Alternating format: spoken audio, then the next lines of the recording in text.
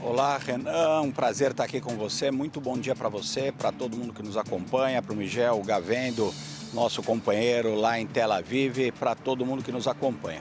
Renan, esse dia, como você disse, é um dia histórico, um dia em que os reféns, finalmente, mais de 2 anos depois, estão voltando para casa, estão sendo libertados. Como você disse, a última informação que nós tivemos é essa de que novos comboios estão já circulando lá na faixa de Gaza, muito provavelmente levando um segundo grupo de reféns depois da libertação desses primeiros 7 reféns. Isso, como você disse, é o cumprimento desse acordo. Os dois lados estão até aqui cumprindo exatamente aquilo que foi concordado e é muito importante que isso aconteça. O presidente Donald Trump acabou de chegar também a Israel, como o Miguel Gavendo vinha nos dizendo, vai fazer um discurso hoje no Knesset, o parlamento israelense, também vai encontrar com os familiares desses reféns e ele é tido como o grande articulador desse acordo. Um acordo que, na verdade, foi discutido muitas vezes com vários intermediários, mas que só foi possível de fato quando o presidente Donald Trump resolveu dar um basta nesse conflito e colocou muita pressão, especialmente sobre o governo de Israel. O Hamas já vinha com muita pressão desde o início desse processo, mas o que mudou e permitiu que esse acordo fosse feito e sendo implementado como está sendo hoje, nessa manhã de segunda-feira, foi a pressão do presidente Donald Trump sobre o governo israelense, sobre o primeiro-ministro Benjamin Netanyahu.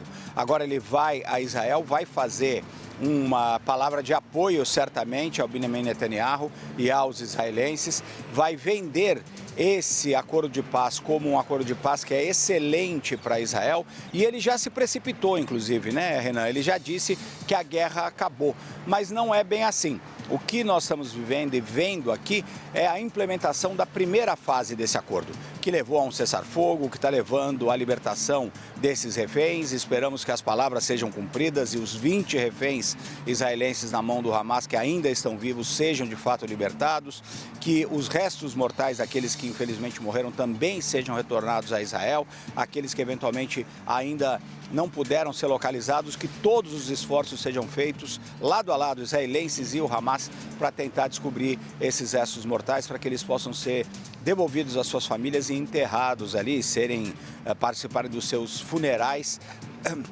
com toda a dignidade e respeito que eles merecem. Só que, Renan, o Donald Trump, como eu disse, se precipitou, dizendo que a guerra acabou. E a guerra ainda depende de um acordo definitivo de paz entre os dois lados e da definição de muitos pontos que ainda estão no ar.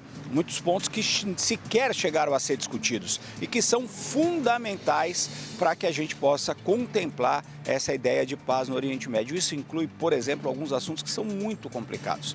O Hamas depondo as suas armas. A gente não viu isso, o Hamas não fez nenhum movimento dizendo que iria depor suas armas. Pelo contrário, já está com seus homens armados, tentando controlar as ruas da faixa de Gaza e inclusive punindo grupos palestinos que eles consideram que eventualmente tenham colaborado com Israel. Então a violência também entre os palestinos tende a aumentar por conta dessas ações do Hamas. Além disso, não está definido, por exemplo, como vai ser reconstruída a faixa de Gaza, como vai ser formado eventualmente um governo que seria um governo tecnocrático dos palestinos, com apoio da comunidade internacional, e também em que momento as forças de Israel se retiram da faixa de Gaza e começam a permitir, por exemplo, a entrada de recursos para a autoridade palestina, coisa que também foi suspensa. São muitos assuntos. Esses assuntos vão ficar por uma segunda etapa ainda hoje, nessa segunda-feira, quando o presidente Donald Trump vai ao Egito,